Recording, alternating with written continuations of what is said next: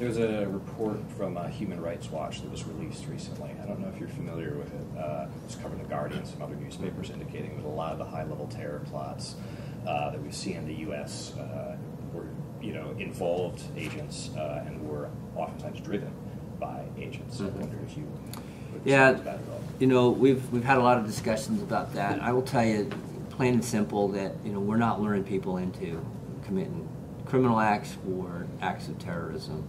These are folks with intent. We're using the tools available to us, and undercover operations are one of those tools that are available to us to thwart, mitigate, stop planning and execution of these kinds of acts as soon as we can. There was some discussion in that report too, I believe, about the nature of some of these plots, whether they were unsophisticated or amateurish. Mm-hmm. A threat is a threat. When you look at the kid that shot up Seattle Pacific University, it was with a 2-shot under-over shotgun. He woke up that morning and decided he was going to go do this, perhaps. But the fact of the matter is, as amateurish as that may have sounded, or looked, as unsophisticated an act as it was, it still resulted in the loss of life. And so we have to take these threats very, very seriously. And again, it's not like we're looking to pad stats or anything like that. It's just the threat, the potential threat, and what they represent to the safety of our communities. And so that's why we act on them. Question, we got 5 more minutes.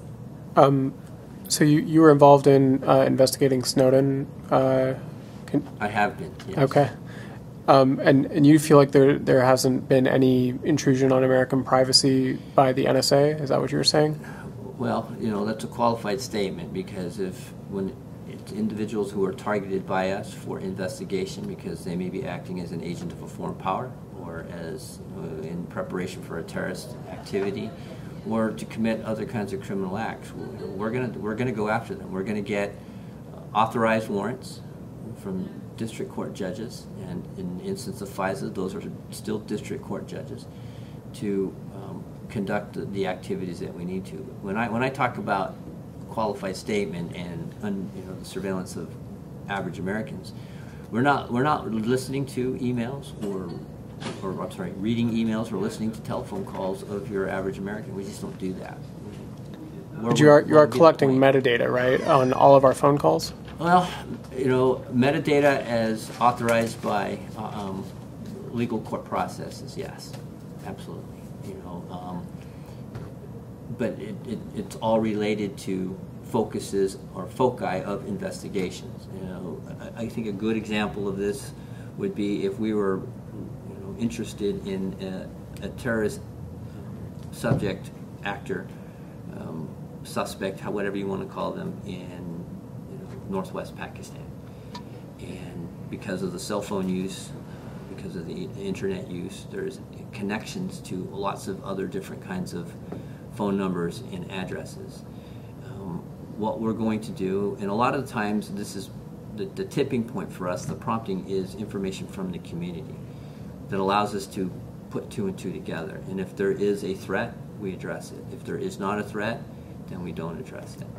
I've read, though, that the NSA's motto is to literally collect it all. And they're literally trying to collect every piece of information, and they don't have enough space to store it all. There are billions upon billions upon billions of transactions in a given month. I've worked with them very closely. When we were doing, as part of the damage assessment, we had lots of discussions about this. There's no intent to collect, every single piece of information. It's about information that could help us disrupt a terrorism act or act of terrorism. It's about disrupting other kinds of intelligence collection that is occurring illegally on our soil. It's about protecting the national security. Now, when you look at the technical aspects of the world we live in today, everybody's on the grid. Whether you're on a telephone, you're on email, you're texting, you're using Skype, you're using whatever means of electronic communications, it's out there. Somebody's collecting it. Whether it's the ISPs, whether it's the telephone company.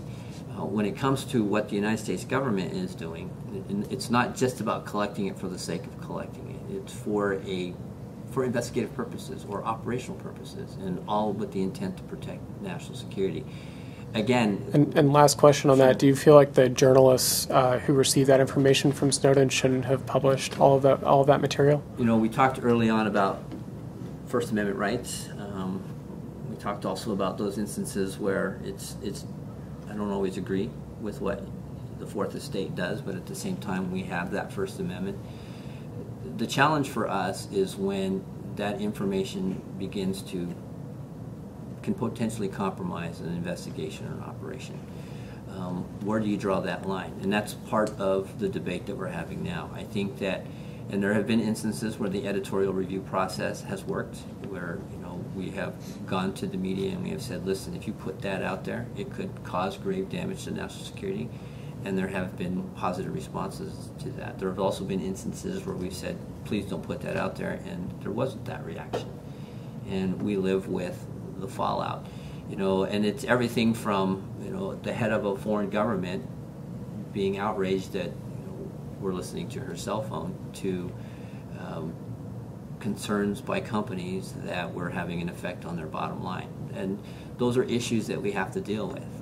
We're absolutely dependent on our relationship with private industry as well as with foreign governments to work together to address the threats that we face. But there's fallout, and we have to deal with it. And sometimes it's embarrassing fallout. We deal with that. Sometimes it's acutely operational in nature. That's the harder thing to deal with. But at the same time, because we live in a free and open society, we deal with that.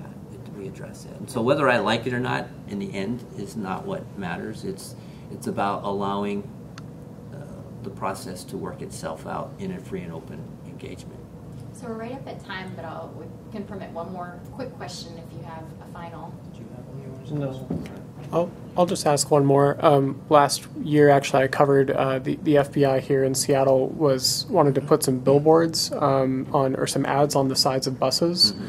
That it was called the Faces of Global Terrorism, and local Muslim community leaders were opposed to that and felt that really the effect of those ads was to encourage bigotry, basically, because it was a lineup of all brown faces with Muslim-sounding names, and then the FBI subsequently removed those ads pretty quickly after an outcry. Mm-hmm. I guess I'm just wondering, how did that intersect with the FBI's other efforts, and do we need to worry at all that there are going to be future blunders like that? What was the lesson learned there? Can I first clarify that there were some white Americans on the board? Well, the point there is, the discussion has to be ongoing in the community. We're going to make mistakes, but they're mistakes made in the interest of protecting national security. The good news there is nobody got hurt, other than maybe some feelings. The better news there is that there was a discussion, a public discussion, and that resulted in I think, the proper action. We want to be sensitive of the rights of all Americans. At the same time, I think that it's also fundamentally important to note that if there are threats or potential threats out there, it is our mandate to address them. And it's in the interest of the safety and security of all Americans. And maybe it's not, I shouldn't use, or it's popular or not popular to use those words safety and security, because it might sound autocratic or dictatorial in some corners. But the fact of the matter is, in order for us to have a free press, in order for us to have freedom of expression, in order for us to enjoy all of the benefits, the rights of the Constitution, there's got to be a security aspect of that as well. And that's our intent. Our intent is to protect those other rights by ensuring that we address threats or even potential threats as they arise. The best way to do that is with the assistance of the community. Alienating any segment of it for an untoward purpose is not going to get us to where we need to be. It's not going to protect the community. And so these discussions are important, and the unfortunate part of that as well was that we have a very robust outreach in the various communities in the Seattle area, within the state of Washington. And but you can't always predict how people are going to react to certain kinds of activities. And again, some of those we're going to conduct them because we need to, and others we can be much more sensitive to the feelings of the community in that